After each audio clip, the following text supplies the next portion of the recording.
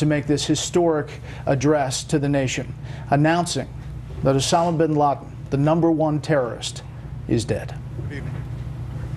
Tonight, I can report to the American people and to the world that the United States has conducted an operation that killed Osama bin Laden, the leader of al-Qaeda, and a terrorist who's responsible for the murder of thousands of innocent men, women, and children.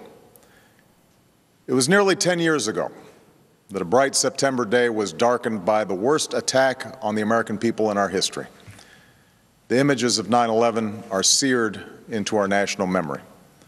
Hijacked planes cutting through a cloudless September sky, the Twin Towers collapsing to the ground, black smoke billowing up from the Pentagon, the wreckage of Flight 93 in Shanksville, Pennsylvania, where the actions of heroic citizens saved even more heartbreak and destruction.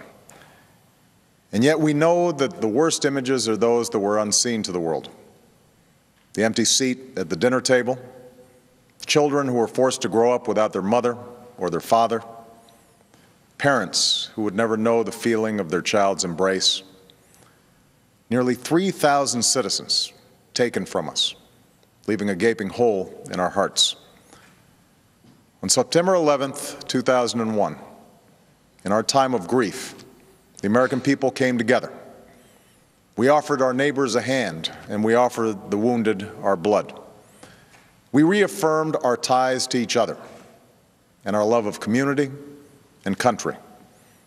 On that day, no matter where we came from, what God we prayed to, or what race or ethnicity we were united as one American family.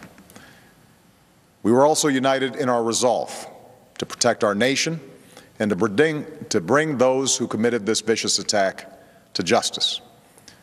We quickly learned that the 9/11 attacks were carried out by al-Qaeda, an organization headed by Osama bin Laden, which had openly declared war on the United States and was committed to killing innocents in our country and around the globe. And so we went to war against al-Qaeda to protect our citizens, our friends, and our allies. Over the last 10 years, thanks to the tireless and heroic work of our military and our counterterrorism professionals, we've made great strides in that effort. We've disrupted terrorist attacks and strengthened our homeland defense.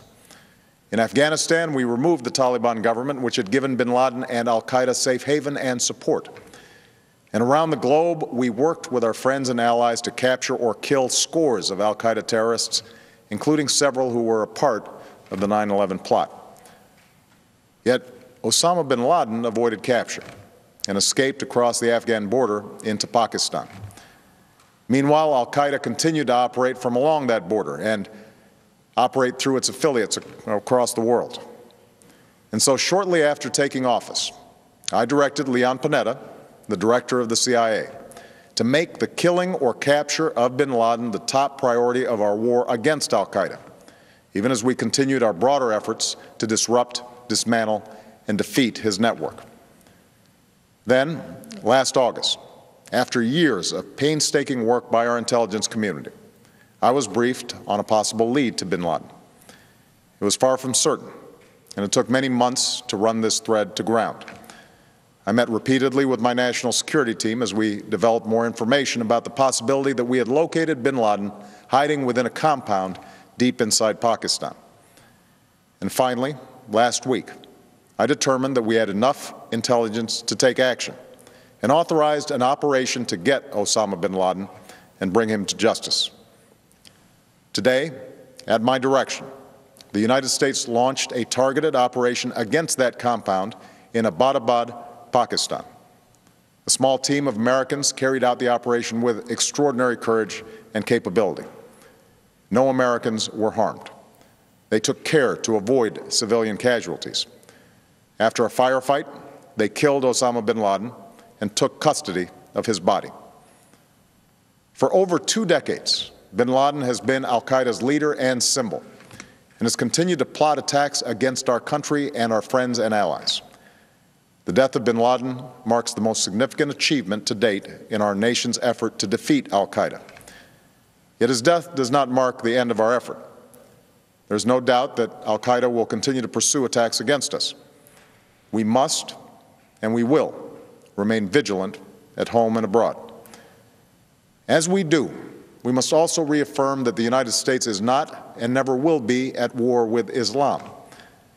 I've made clear, just as President Bush did shortly after 9/11, that our war is not against Islam. Bin Laden was not a Muslim leader. He was a mass murderer of Muslims. Indeed, al-Qaeda has slaughtered scores of Muslims in many countries, including our own. So his demise should be welcomed by all who believe in peace and human dignity. Over the years, I've repeatedly made clear that we would take action within Pakistan if we knew where bin Laden was. That is what we've done.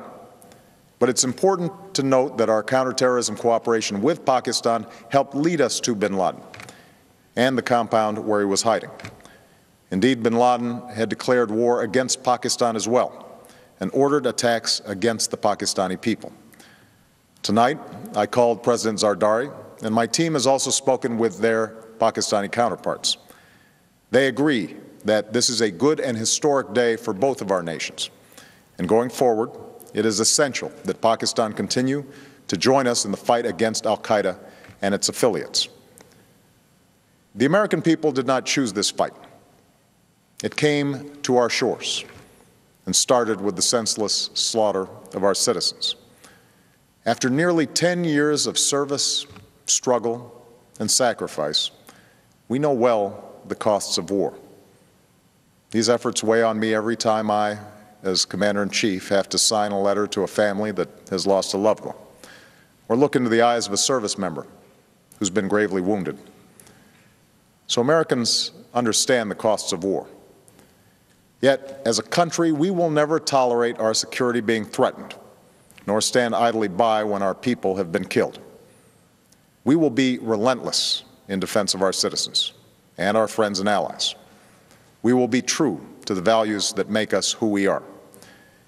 And on nights like this one, we can say to those families who have lost loved ones to al-Qaeda's terror, justice has been done. Tonight, we give thanks to the countless intelligence and counterterrorism professionals who've worked tirelessly to achieve this outcome.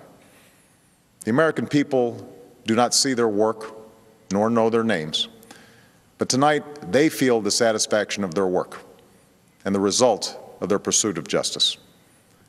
We give thanks for the men who carried out this operation, for they exemplify the professionalism, patriotism, and unparalleled courage of those who serve our country. And they are part of a generation that has borne the heaviest share of the burden since that September day. Finally, let me say to the families who lost loved ones on 9/11 that we have never forgotten your loss, nor wavered in our commitment to see that we do whatever it takes to prevent another attack on our shores. And tonight, let us think back to the sense of unity that prevailed on 9/11. I know that it has at times frayed, yet today's achievement is a testament to the greatness of our country and the determination of the American people. The cause of securing our country is not complete, but tonight we are once again reminded that America can do whatever we set our mind to. That is the story of our history. Whether it's the pursuit of prosperity for our people or the struggle for equality for all our citizens, our commitment to stand up for our values abroad, and our sacrifices to make the world a safer place. Let us remember that we can do these things not just because of wealth or power, but because of who we are. One nation, under God, indivisible, with liberty and justice for all. Thank you. May God bless you, and may God bless the United States of America. President Obama